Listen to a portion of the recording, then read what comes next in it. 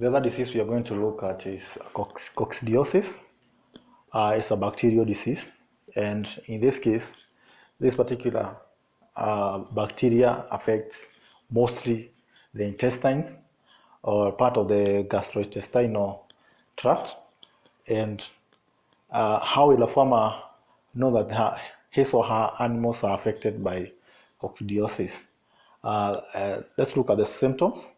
One is the diarrhea, the animal diarrheas, and you realize that the fecal material contains some blood stains, and there's a false smelling from the feces. So the feces has an abnormal smell. The animal loses appetite.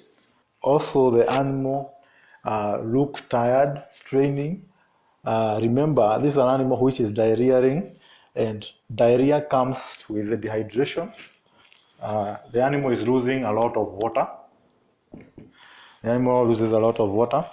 And this particular disease is common in housed goats. How are we going to treat this disease? One, we can administer or we can give sulfur antibiotics. Sulfur antibiotics, this can be injectables or can be orally administered. The other one we need also to understand about this disease is that the disease can disappear on its own. Therefore, a farmer should be ready because even if the disease will disappear itself, the farmer will have already experience loss in production. So a farmer should be able to prevent earlier from this particular disease because it also kills. Because if diarrhea continues for a long time, the animal becomes dehydrated and it can even die. How are we going to prevent this disease from affecting or infecting our animals? One, we need to reduce the stock rate, to reduce that crowding. We need also to avoid feces in the water. The water from which the animal are feeding on. For this, feces are the carrier of the coccidia eggs. So animals may take the coccidia eggs through the water and end up becoming infected by coccidiosis. We can also use coccidiostats. Use of coccidiostats, which reduces, which lowers the population of eggs in the body, and also we keep the pen well drained. This is also to ensure that the hygiene is 95 to 100% to reduce the infection of this particular bacterial disease.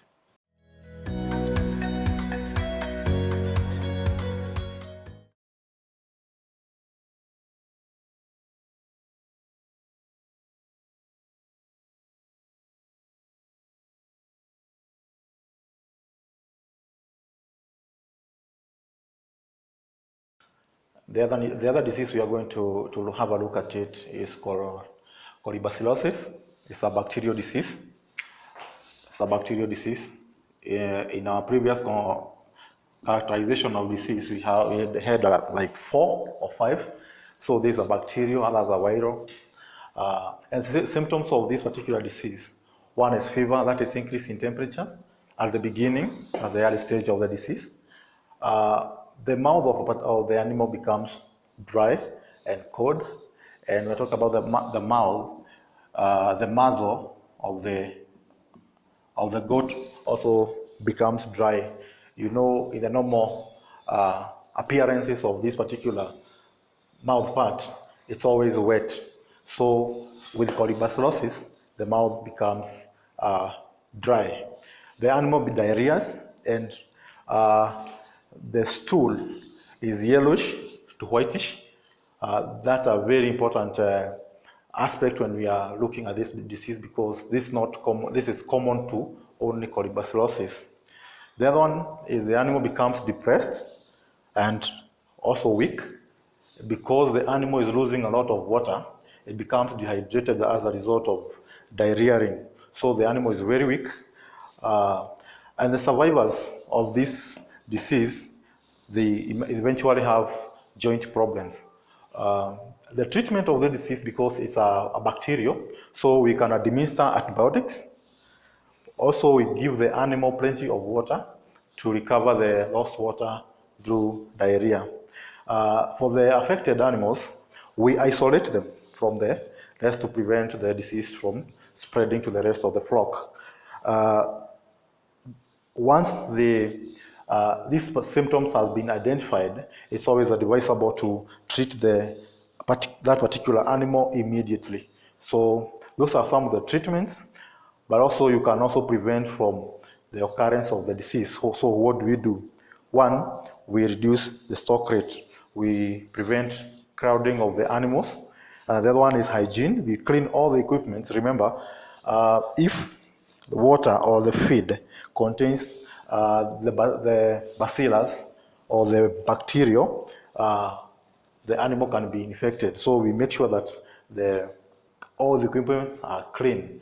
The other one after birth of the kid is always to disinfect the navel cord. The navel cord is the